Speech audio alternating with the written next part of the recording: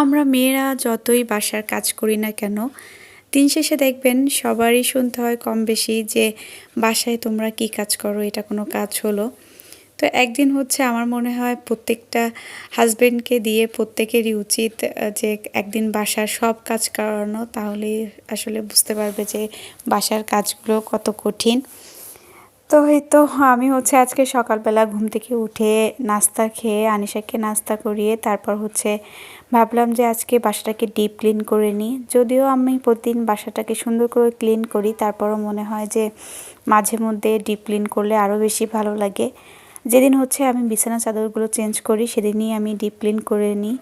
এটা সপ্তাহে একদিন, আমি শুক্রবার বা শনিবার যেদিনই সুযোগ পাই সেদিনই করে ফেলি। তো এই তো আজকে হচ্ছে বিছানা চাদরটা চেঞ্জ করে ওই রুমটা ভালো করে মুছে নিয়েছি। আর এই পাশটাতে এই ক্যাবিনেটের উপরে যে ম্যাটটা ছিল ওইটা একটু ময়লা হয়েছে, যেহেতু সাদা।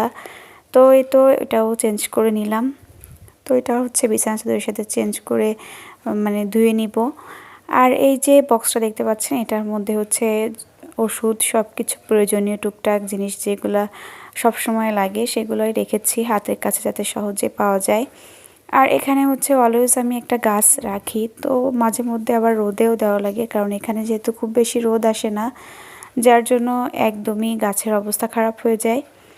আর তারপরও কেন জানি আমার কাছে বা ভিতরে ইনডোর প্ল্যান্টগুলো বেশি ভালো লাগে। তো এই তো সব কিছু গুছিয়ে তারপর হচ্ছে আমি দুপুরে রান্নাটাও বসিয়ে দিয়েছি। আর আজকে যেহেতু আনিশার বাবা বাসায় দুপুরের খাবার খাবে না, যার জন্য আমি এই তো মেয়ের যেটা পছন্দ ওইটাই রান্না করে নিলাম। আনিশা বলছিল সে ফ্রেঞ্চ ফ্রাই খাবে, তো তাকে হচ্ছে ফ্রেঞ্চ ফ্রাই বানিয়ে দিয়েছি। আর এই তো আমি হচ্ছে মাছ দিয়ে আলু দিয়ে ঝোল রান্না করে নিলাম।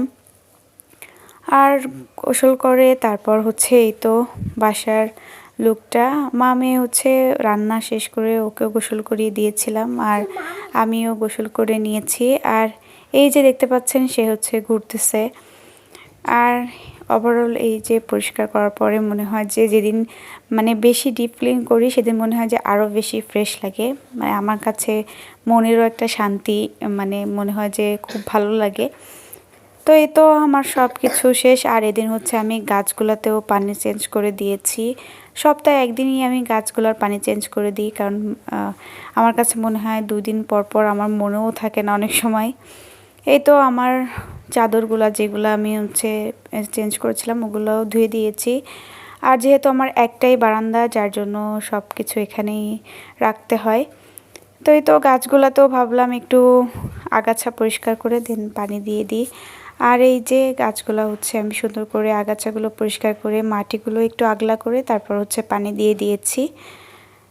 তো আজকের মতো ভিডিওটা এখানেই শেষ করছি। সবাই ভালো থাকবেন। আল্লাহ হাফেজ।